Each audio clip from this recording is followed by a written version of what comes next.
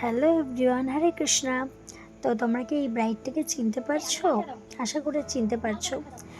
1st আগস্টের bride এটা আমার, বাট এইটা আমি এই লুকটা ছিল বিদায় লুক, সেটা তোমাদের সাথে শেয়ার করলাম। আর আজ মেইনলি আমি শেয়ার করবো তোমাদের সাথে রিসেপশন লুক। তো জাস্ট ছোট্ট ক্লিপ ছিল কিছু, ভাবলাম এর সাথে অ্যাড করে দিই বিদায় লুকের।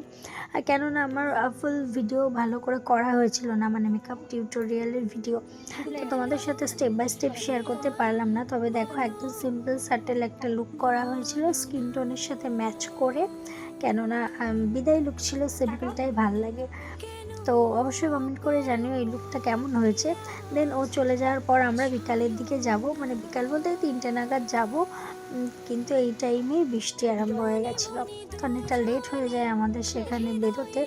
তারপরে দেখো আমি এখানে একটু হাসাহাসি করছিলাম, মানে কিছু একটা বলছিল, আমার ঠিক মনে নেই, অনেক দিন আগের ব্রাইড তো, যে কারণে মনে থাকে। তো এখানে আমরা বেরিয়ে গেছিলাম ব্রাইডের বাড়ির উদ্দেশ্যে, শ্বশুর বাড়ি। আর এখানে দেখো গেটে ব্রাইডের ছবিটা দেওয়া রয়েছে, ব্রাইড আর গ্রুমের। দেন আমি ফটোটা আমাদের সাথে শেয়ার করে ভিতরে চলে আসলাম। এখানে আগে আমরা হেয়ারস্টাইল করে নিচ্ছি। এখানে এসেও আর এক কাহিনী, কোন ঘরে ব্রাইড বসবে সেটাই ঠিক ছিল না, ওখানে অনেকটা লেট হয়ে গেছিলো। দেন আমি ব্রাইডের হেয়ারস্টাইল স্টার্ট করে দিয়েছিলাম একটা ঘর সিলেক্ট করে। আর এটা অবশ্যই একটা অন্য ঘর ছিল, এটা ব্রাইডের রুম ছিল না, কেননা ব্রাইডের যেটা পার্সোনাল রুম সেখানে খাট সাজাবে, যে কারণে আমাকে অন্য ঘরে আসতে হয়েছে।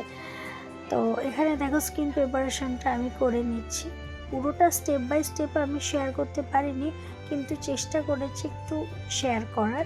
তবে এটাই তোমরা কিছু বুঝতে পারবে না, যারা মেকআপ আর্টিস্ট আছে তারাই বুঝতে পারবে। তো এখানে ও ভীষণ ঘামছিল, ভীষণ মানে ভীষণ, তাই ও ড্রাই টিস্যু দিয়ে একটু ড্যাপ করে নিচ্ছিল। আর যেহেতু ওয়াটারপ্রুফ মেকআপটা ছিল, যে কারণে নষ্ট হয়নি। এখানে আমি লরা মার্সের পাউডার, ট্রান্সলুশন পাউডারটা দিয়ে সেট করে নিয়েছিলাম। দেন আমি মাই মেকআপ স্টোরির একটা কন্ট্রোর ব্লাশার প্যালেট থেকে powder contour and powder blush করে নিচ্ছি। তো এখানে একদম লাস্ট স্টেপে চলে এসেছিলাম, মানে ফিক্সার দিয়ে দিয়েছি পুরো বেস মেকআপটা ফিক্সড করার জন্য।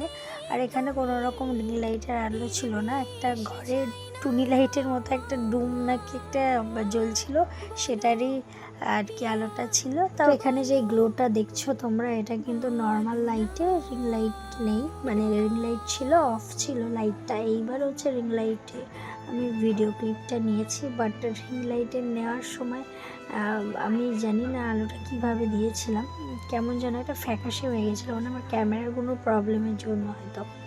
আমার ওখানে গিয়ে তো স্টোরেজও ফুল হয়ে গেছিলো, আমি তো মহা টেনশানে পড়ে গেছিলাম যে ভিডিও কী করে নেব। যাই হোক, এখানে আমি দেখো একটা পিঙ্ক হাইলাইটার ইউজ করছি। দেন এটা হচ্ছে আমার ব্রাইডের বিফোর লুক, আর এটা হচ্ছে আফটার লুক। অবশ্যই কমেন্ট করে জানিও তোমরা কেমন হয়েছে। ফুল লুক টিউটোরিয়ালটা আমি শেয়ার করতে পারিনি, তবে যেটুকু ভিডিও ক্লিপ নিয়েছি সেটুকু তোমাদের সাথে শেয়ার করেছি।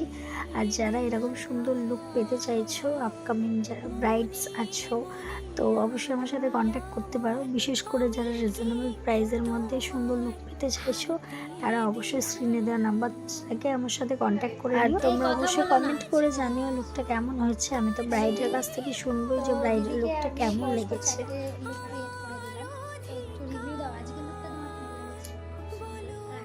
এইদিকে খুব সুন্দর, আগের চারটে, সরি এটা নিয়ে চারটে, আগের তিনটেও খুব সুন্দর, সবাই বলেছে খুব সুন্দর হয়েছে। সকালে বিদায় লুকটা, কান্নাকাটিটা কেমন ছিল? একদম ঠিক ছিল। অনেক কেঁদেছে বেচারা, ঘেমেওছে, কারেন্ট চলে গেছে। চোখটা বন্ধ করো। দিদিকে তো মেছে দাও, ভুলে যাচ্ছি, মেছে দাই ধরো সাজাতে এসেছিলাম। তমলুকে ঘুরে যা মেছে